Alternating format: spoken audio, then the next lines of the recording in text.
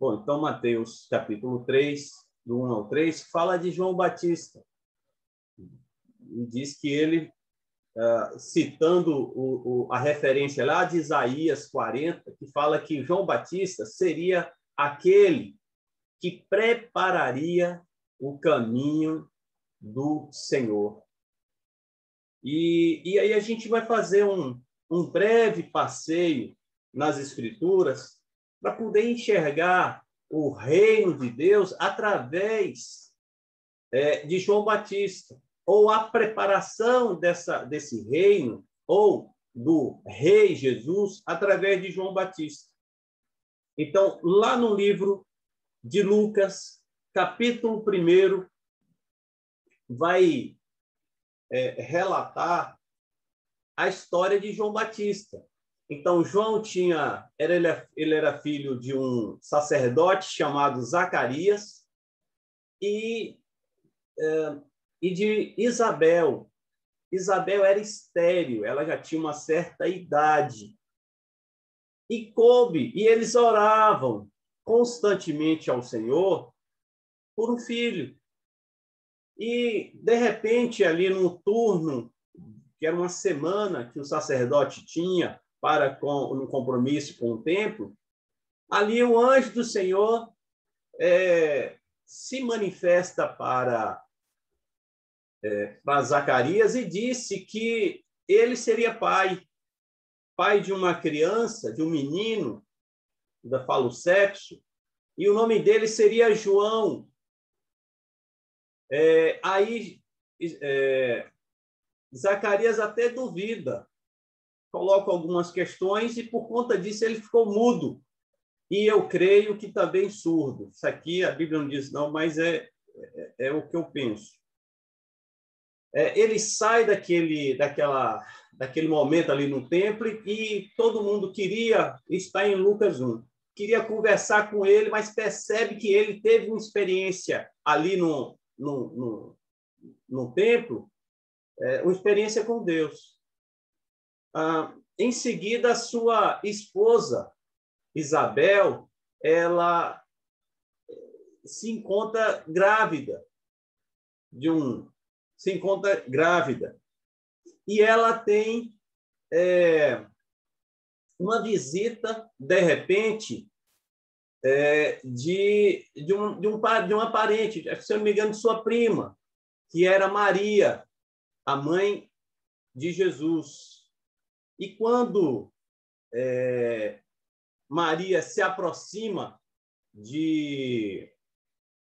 da casa, a Bíblia fala que João ele se mexia no ventre de Isabel.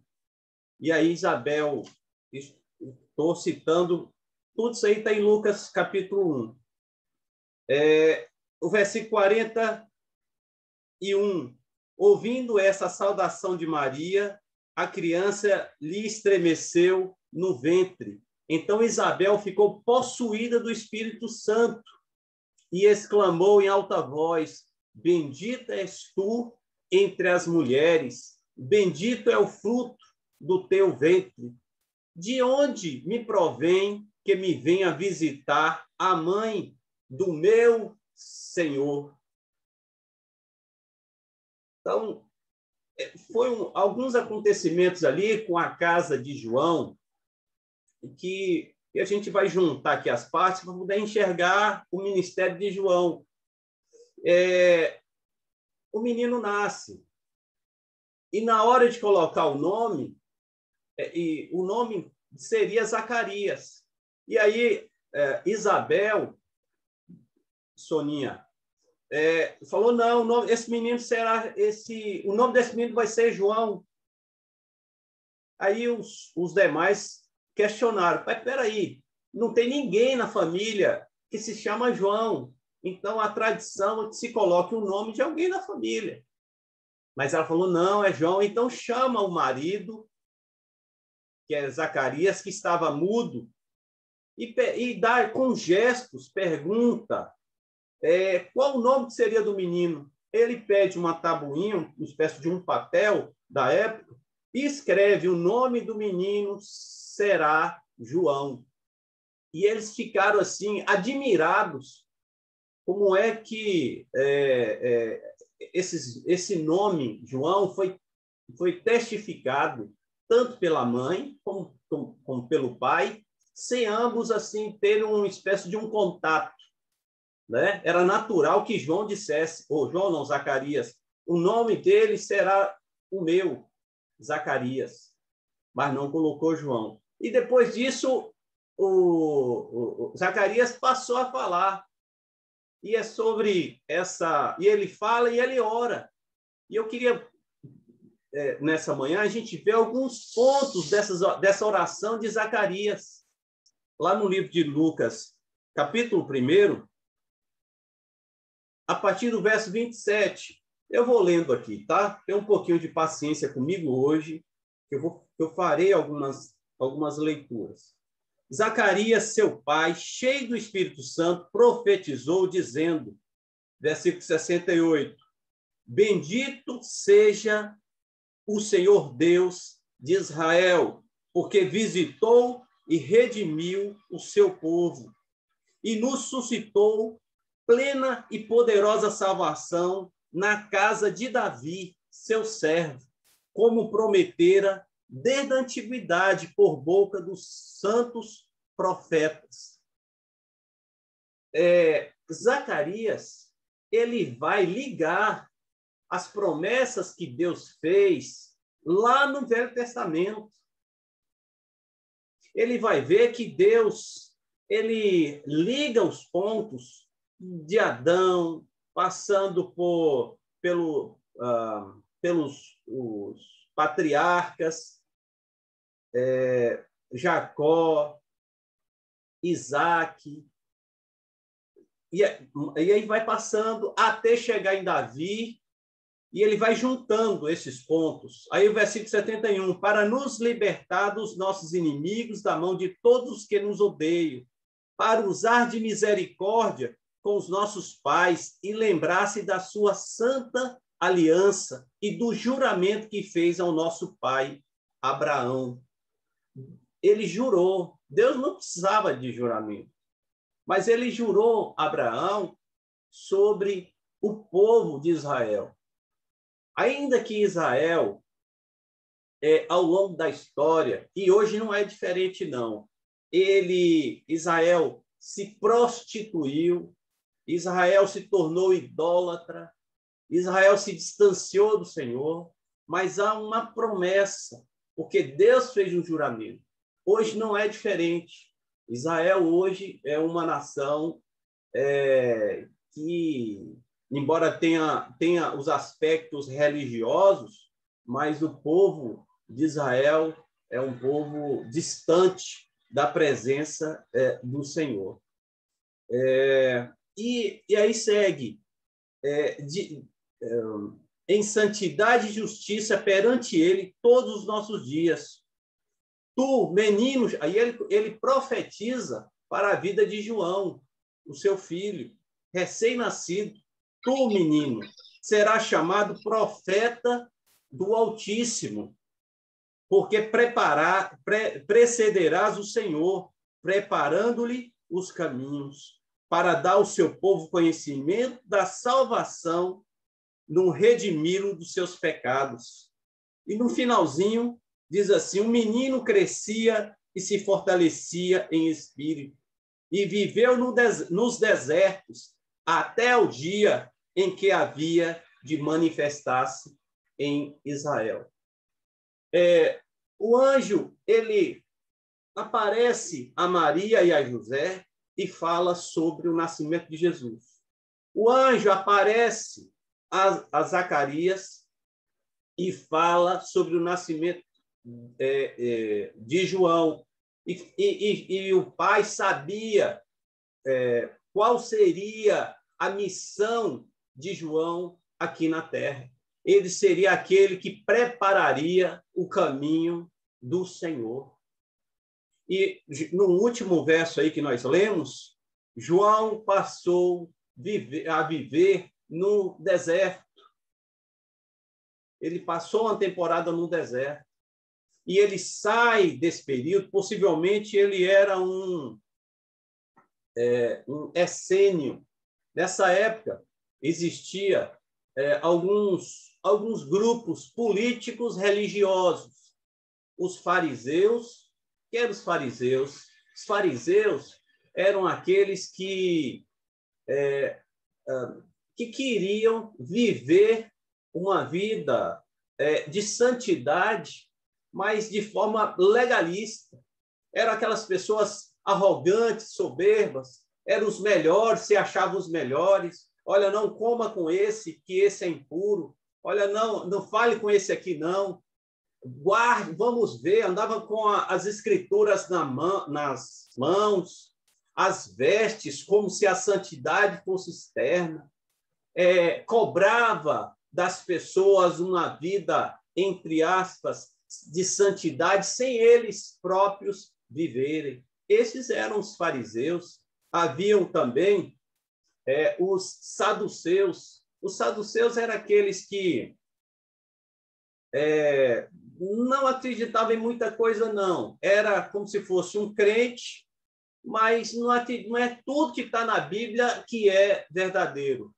Eles só utilizavam, na verdade, a Torá, que eram os 5 primeiros livros. Então, o restante eles não consideravam.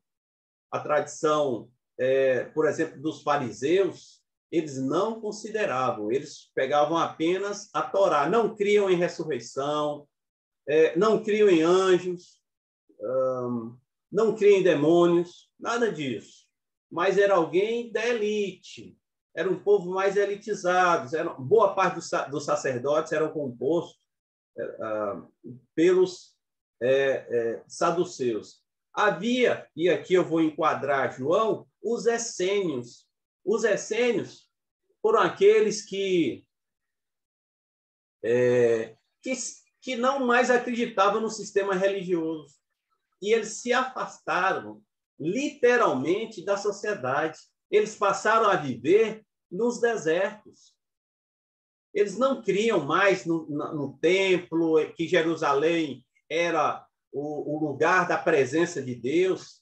Era tanta hipocrisia que eles viam, sobretudo com os fariseus, que eles queriam, ou melhor, eles se distanciavam daquela vida religiosa e buscavam viver uma vida simples, aguardando a vinda do Messias. Esses eram os essênios, o qual eu quero aqui incluir, não está na Bíblia, não, mas eu suponho que João era um desses. E também existiam os movimentos revoltosos da época, né? Aqueles que acreditavam que Deus usaria homens para sair do jugo dos ímpios, e esses usavam armas. Depois vão surgir, por exemplo, os zelotes. Judas, o traidor, talvez ele esperasse que Jesus fosse usar a força das armas para tirar Israel da condição de uma nação dominada e trouxesse a Israel como a nação que iria dominar todo o mundo. Então, eu estou aqui contextualizando a sociedade a qual João Batista e Jesus nasceram. Então, João Batista, ele sai, e aí a Bíblia não fala a idade. Jesus inicia o seu ministério com 30 anos, João Batista eu não sei com que idade, mas ele sai e passa a anunciar a vinda do reino. Ele passa a falar sobre arrependimento. E ele batiza. Só que esses religiosos, esses grupos, começaram a questionar a João Batista quem ele era, qual é a sua identidade, João. E aí eu queria que vocês abrissem ou fossem lá para o livro de João, João capítulo 1. Diz assim, eu vou lendo, tá? 1, versículo 19. Este foi o testemunho de João, quando os judeus lhe enviaram de Jerusalém sacerdotes e levitas para lhe perguntar: quem és tu? Quem és tu? Foi a pergunta que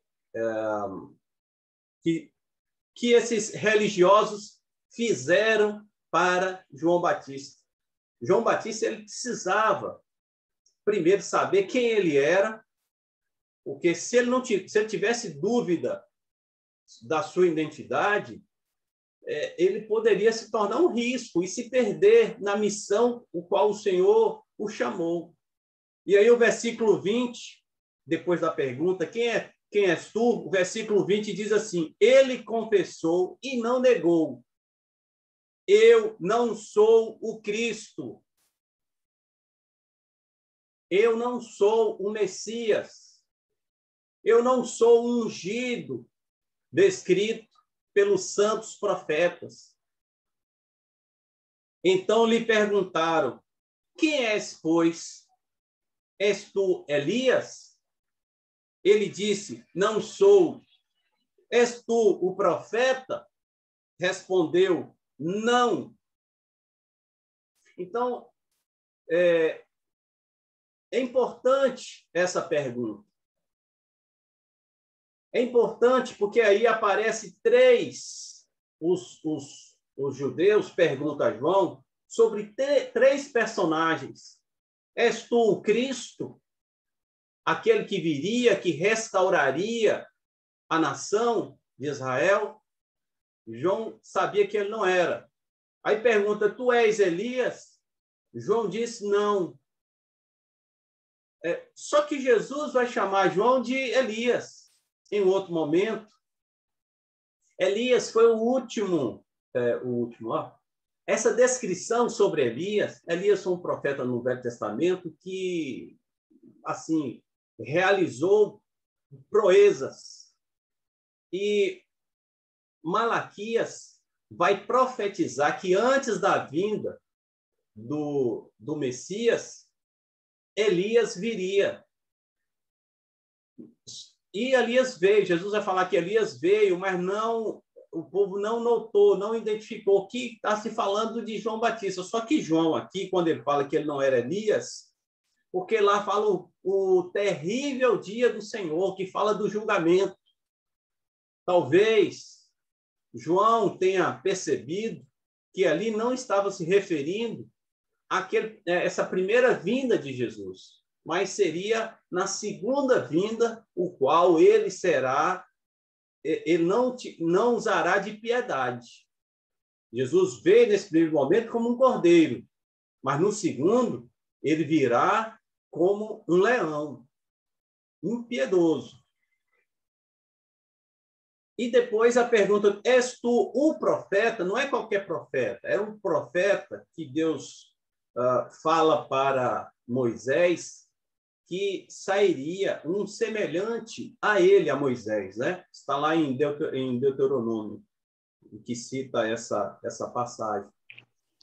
E ele disse que ele não era esse profeta, mas que ele era aquele descrito por Isaías 40, a voz que clama no deserto, aquele que endireitaria o caminho do Senhor. Versículo 25 de João 1. E perguntaram-lhe: então, por que batizas se não és nem o Cristo, nem Elias e nem o profeta? Por que então você batiza? Que aí é o significado do batismo, né? O batismo era utilizado no Velho Testamento, não necessariamente do próprio corpo, mas uma forma de limpeza, de purificação. Então, se João Batista não era nenhum desses, por que então que ele batizava? Porque ele próprio vai responder de forma indireta que o papel dele era preparar aquele que não batizaria com água, mas com fogo, com o Espírito. Então, ele, de fato, ele cria um ambiente para que a sociedade, para que as pessoas entendessem quem era Jesus. Porque essa pergunta também vai ser feita para Jesus.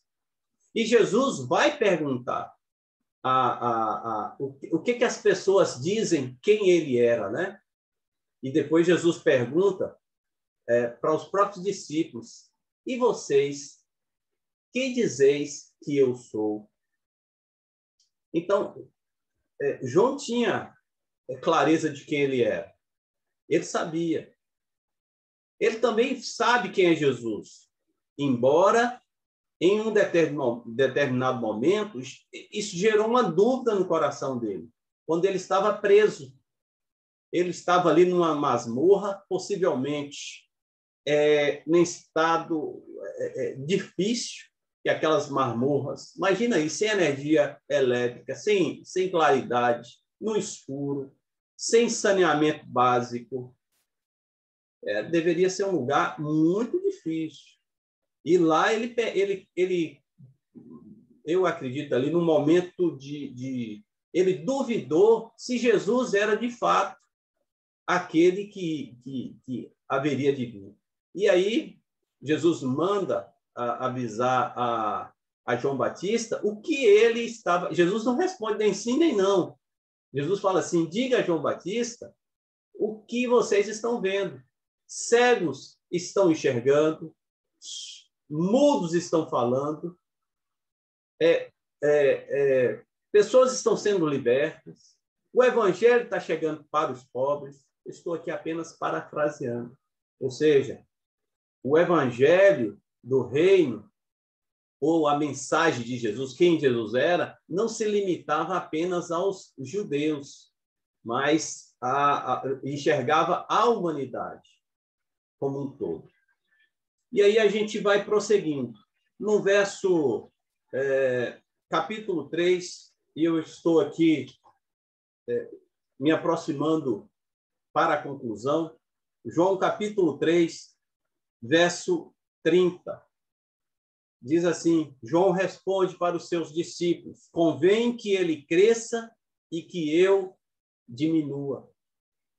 João cumpriu a sua missão enquanto aquele que Deus o designou.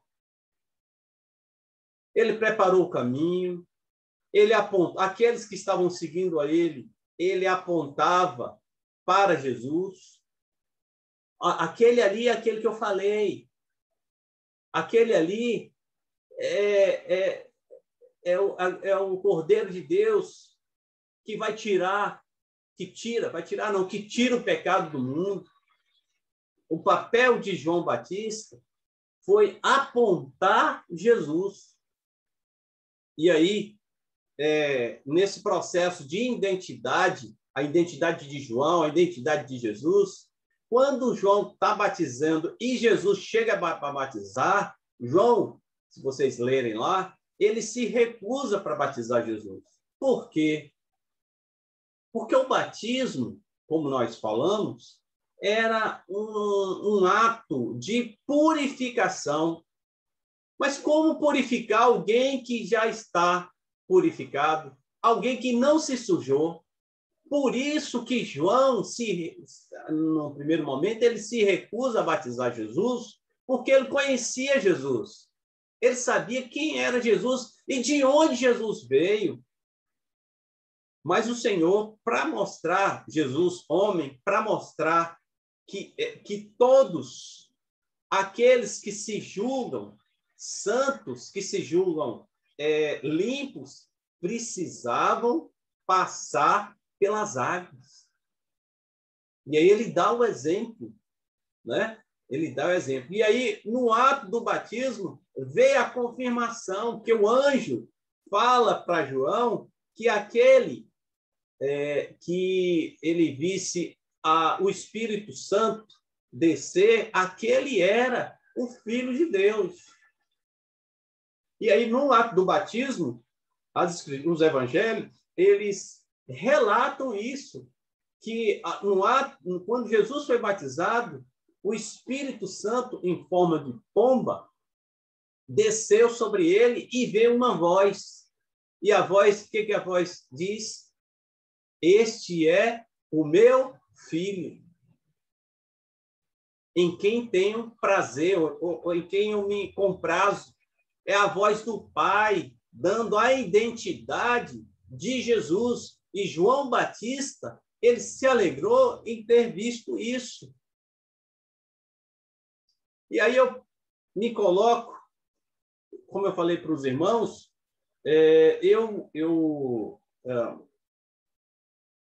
senti de Deus para a gente conversar um pouquinho, vou falar um pouquinho sobre João, para nos enxergar qual foi a missão que o Senhor nos deu, qual é a nossa identidade. Deus nos chamou para quê? Qual é a nossa identidade? Será que Deus nos chamou para sermos excelentes estudantes? Ou o Senhor nos chamou para sermos professores? Ou comerciantes? Ou boas donas de casa? O que o Senhor nos chamou? Então, a gente precisa ter essa clareza da missão que o Senhor trouxe para cada um de nós, da nossa identidade. E eu não vou trazer aqui por nome, não, porque o nome de João, quem deu, assim como o nome Jesus foi o anjo que mandou lá, na hora de colocar lá a certidão no cartório, foi o nome dele, Jesus. A mesma coisa foi João. O anjo disse, o anjo Gabriel disse a Zacarias, o nome do menino será João. João significa o Deus misericordioso e cheio de graça. É o significado de João, Deus gracioso de Deus, a manifestação da misericórdia de Deus. Então, João sabia da sua identidade. É verdade que durante ali a vida dele, ele titubeou, mas ele teve convicção. Assim nós cremos. E ele cumpriu com a missão a qual Deus o deu. E aí, o Senhor tem isso para nós. Qual é a nossa missão? É ganhar dinheiro. Ainda que com uma boa motivação. Não, eu quero ganhar dinheiro para abençoar outros. Mas Deus nos chamou para isso. O que o Senhor nos chamou? Assim como João antecipou ou precedeu a vinda de Cristo, nós, e eu creio que a nossa geração, também precedemos a vinda do Senhor. E qual é a nossa missão? Qual é a nossa missão? É preparar o caminho? Se for para preparar o caminho, e aqui eu vou afirmar, é isso. Precisamos fazer ou pegar o exemplo de João como referência. O que João fez? Ele anunciava. Voz que clama no deserto. Tem hora que eu estou falando que não tem ouvidos. Mas o nosso papel é falar, é anunciar. Arrependei-vos, pois é chegado o reino definitivo de Deus, o reino dos céus. O Senhor está vindo.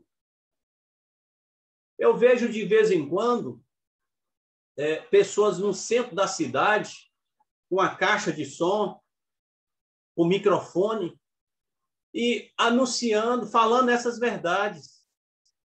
E vou dizer você, tem hora que eu me envergonho pela coragem, pela disposição. Mas alguém poderia pensar, mas parece que há um deboche. Não importa. Mas ali o pessoal não escuta. Não importa. Não importa. Tem uma pessoa que anda com um carro de som aqui na região, falando sobre a vinda do Senhor e a necessidade de arrependimento. Mas o que ele fala ali é estéril. Ninguém presta atenção.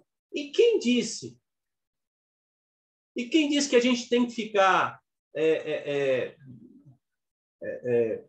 preocupado se a pessoa vai ouvir ou não vai ouvir?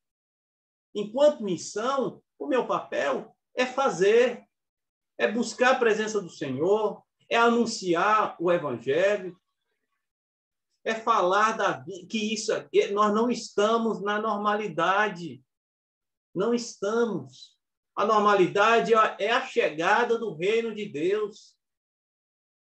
E como dissemos, o rei virá agora com a espada na mão.